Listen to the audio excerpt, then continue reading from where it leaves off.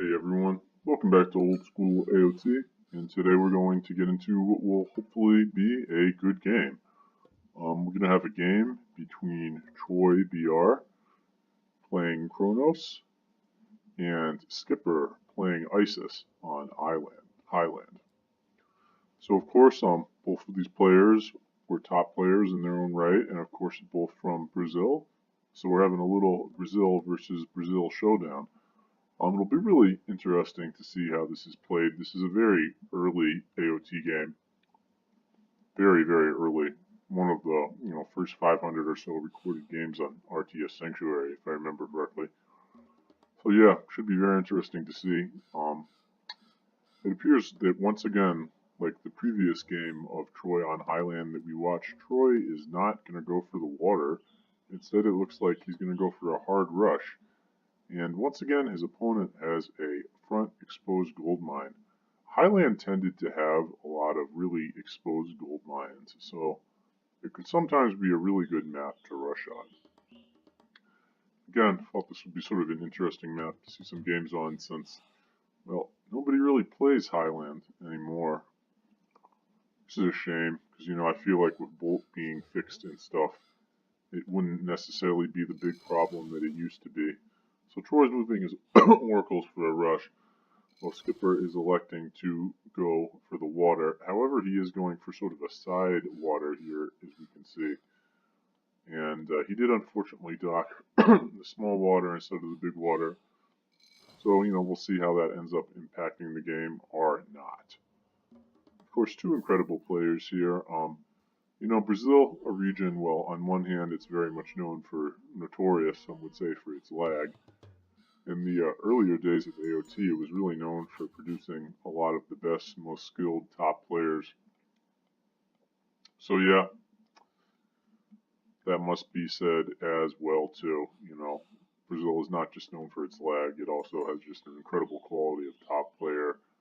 Well, even to this day, there are still some quite good players from Brazil, although they don't really dominate the way they used to. Skipper's coming out with his villagers. You can see 3 villagers chasing all the oracles. He's like, you ain't gonna rush me, boy. You ain't gonna rush me, buddy. Anyway, he's coming out, and but now he's gonna have to retreat because the bears are coming. So those bears turned out to be quite useful for Troy BR, and I think that was one of the things that people really didn't really like about this map. Just the fact that there were so many bears. If you spawned a bear in a certain place, for example here, it could prevent you from docking water sometimes or make it much more difficult than you would expect.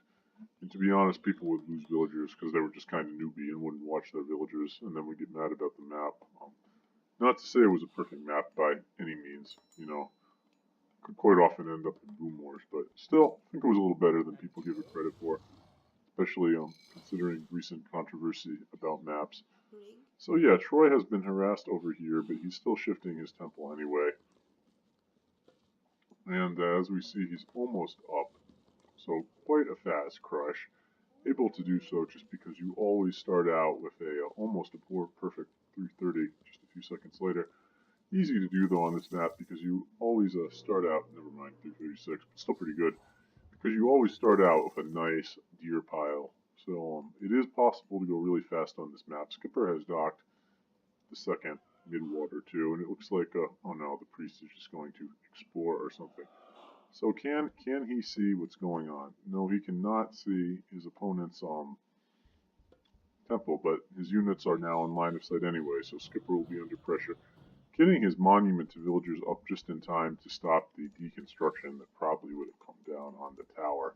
But this is tough for Skipper because we can see that Skipper is well, nowhere near classical. I mean, he doesn't even have a temple, and we can see that with Troy sort of taking over this area and dominating these villagers here so far, well, Skipper just doesn't have enough food. That could be one of the problems of taking water. If your opponent just went for, which people almost always did, but sometimes your opponent could go for a really fast rush and it could sort of catch you in an awkward position, as we're seeing here. Trying to defend with his units, but will probably be losing the Pharaoh, and there goes the Pharaoh, so that really hurts. You never want to lose the Pharaoh, especially this early. It's a real bane to your economy. Now, Troy BR's, oh no, never mind, he's just going to go right for the tower. And Skipper garrisoning his priest in and out, which is, good little cheese, but he may lose it here due to not microing it well enough. Easy to do. Yeah, this is not looking great for our boy Skipper, who many regard as the best player of all time. Certainly shows how really fast aggression can definitely catch even a good player by surprise. But Skipper is now upgrading to classical age, so he may well still be in this game. It's definitely too early to rule him out.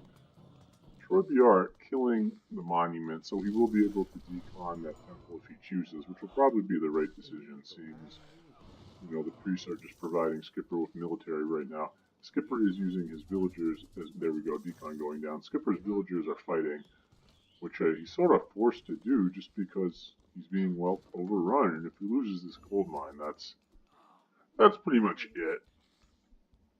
Unless he manages to sneak villagers, which really is not as easy as you might think it is. You might look at this, particularly if you watch the game versus Romeo, and think, oh, why doesn't Skipper just sneak villagers? But Troy is really good with just maintaining control over where his opponent is and checking and stuff. So he's quite good at that. So it's not as easy as it sounds, particularly when you're advancing this late. And this was always a map that Egypt tended to advance quite slowly onto. So despite the fact that Egypt could lame up pretty well, sometimes Egypt could have problems here too, as weird as that sounds. So we do have another temple built by Skipper, and he is in the classical age now. And yeah.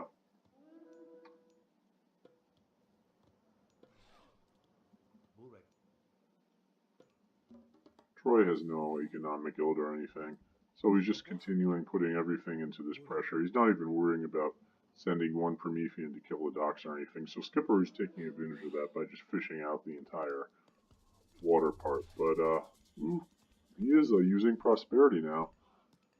An interesting timing, using it when the Termas are over here, but now the Termas are coming, so this, I think this actually shows that Skipper's pretty desperate.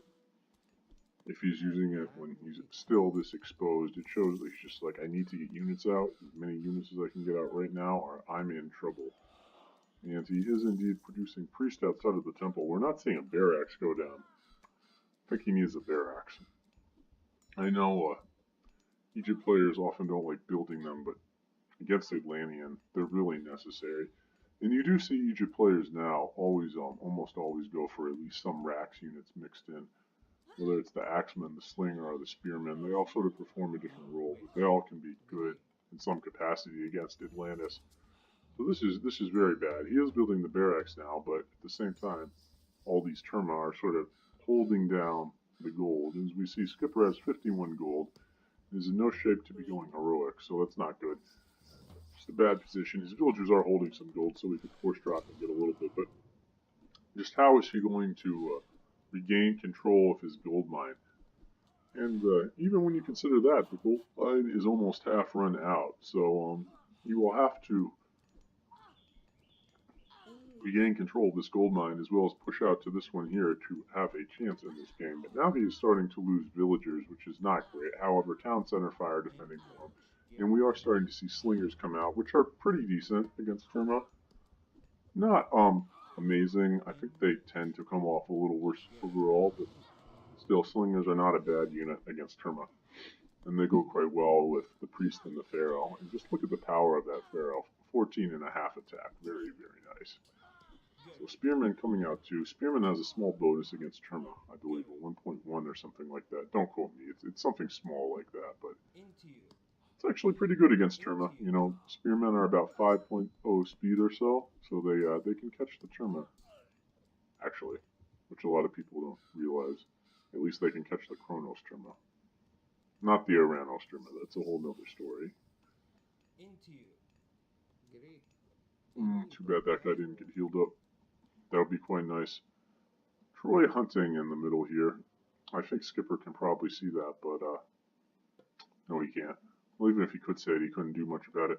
We see that Troy is now integrating a military barracks in, which will allow him to put Milo into the army. His economy is apparently getting good enough for that, and that's good. That will definitely help him, particularly as Skipper is forced to push out. And Mermillo are just, in general, good against these units, particularly when you're not fighting under town center fire. Skipper coming forward a little bit here, being a little aggressive while Troy raids on the side. Establishing another barracks, so Skipper is trying to just aggressively dominate his gold mine and deny Troy the opportunity to make him tap out of the game. And Troy's coming around here and raiding, which is interesting. Troy must feel that due to the heavy termite composition, his army is actually not what it needs to beat all these spearmen right now. And that is 5 spearmen, so that's a significant amount. So he does have the Mermillo coming in, and he is hitting the wood over here and trying to pick up some kills while Skipper's army just sort of pushes out here ineffectually. You know, it's not really going to do that much damage to the building quickly. Coming in for a quick raid on the gold, but Skipper is on it and responds before he loses a unit. But Terma running down there, so that's unfortunate. See that Skipper has now completely fished out the gold. Excuse me, has fished out the fish, so good job by him. It can't hurt. Although we see he has quite a food surplus, but, you know, assuming he can stay in the game, that will allow him to prepare to go heroic as well as spam these food-heavy units. He is popped right now, which is not good, so it'll be a good opportunity to get perhaps medium while he's popped. And I think that's just more due to the stress of the game than anything. This is a very intense game that we see. And Skipper has been under ludicrous pressure all game. In this fight, it seems, is... I don't think that Skipper is winning. It seems that Troy has pretty easily dominated the fight. I don't know if Skipper needed to fight that or not. I can definitely see the temptation just because he's starting to feel the psychological pressure of his gold mine running out. But it might have been better to wait another minute or two and try to get a few more units out. Troy has smartly integrated the Cairo Ballista.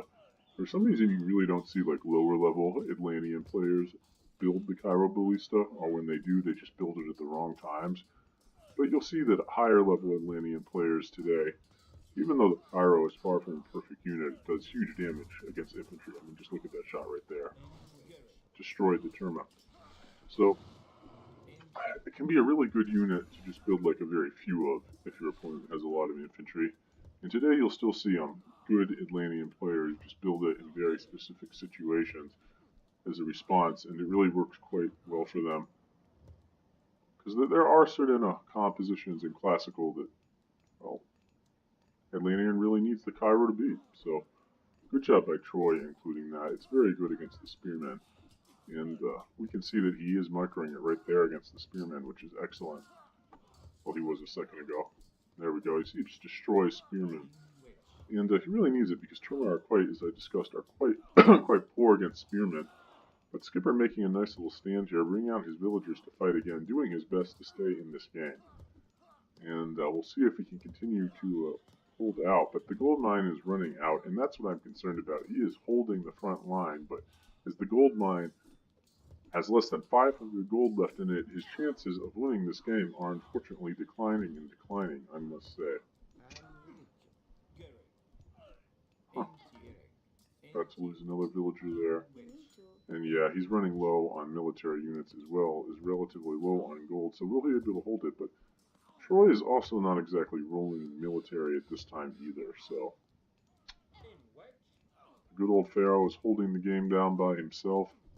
What a G. What a good unit, the Pharaoh. Very underrated, and definitely Pharaoh control. I know I've mentioned this before in some of my videos, but good Pharaoh control is one of those things that like separates a bad Egyptian player from a good Egyptian player, just because of the huge bonus that Pharaoh gives the Egyptian player in terms of economic and military strength. And just being able to prioritize what needs to be done in terms of empowerment and whatnot. So this looks very bad for Skipper. It seems that he now has been overwhelmed by Troy VR, who has eventually just gained advantage just by camping the gold until his opponent has been essentially tapped out. So we will be seeing a tap out soon from Skipper. And that was a very interesting game. It goes to show that unlike the game versus Romeo, going very, very fast on Highland did seem possible, you know. So I guess Troy didn't come off looking too great against Romeo in the previous game, but this game we definitely showed that a rush can do it quite well. So yeah, good game, and look at that research count, 1-1. That's how you know it was an aggressive game, boys. Anyway, we'll see you next episode of Old School.